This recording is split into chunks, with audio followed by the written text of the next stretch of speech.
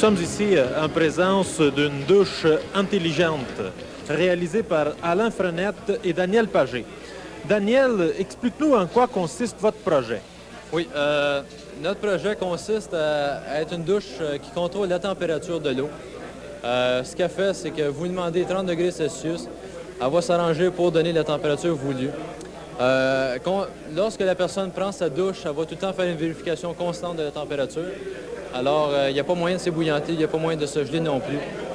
La raison qu'on a fait ça, c'est surtout à cause que, on trouvait que des fois, c'est désagréable lorsque quelqu'un ouvre une champure dans la maison. La température augmente ou baisse, c'est pas grave d'avoir ça. Fait que c'est la raison pour laquelle on a fait notre système.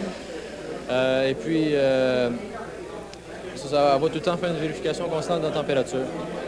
Si jamais l'eau chaude ou l'eau froide est coupée, l'ordinateur, pour pas que la personne s'ébouillante ou se gèle, elle va couper l'eau de la douche, elle va faire son réajustement, puis un coup que ça va être fait, elle va renvoyer l'eau sur la personne.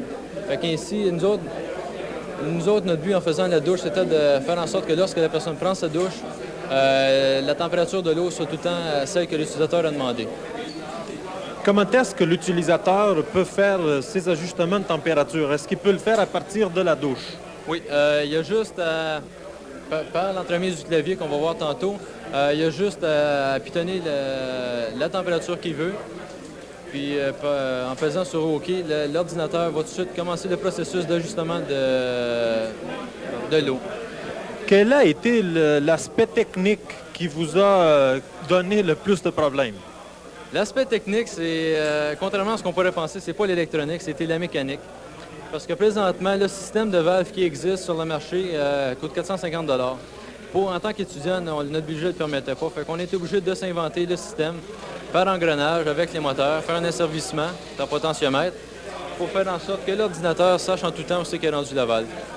En gros, c'était ça l'aspect technique le plus difficile.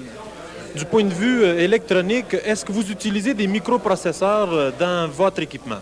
Oui, on utilise comme microprocesseur, c'est un 6809 qui n'est pas difficile à programmer, il se travaille bien.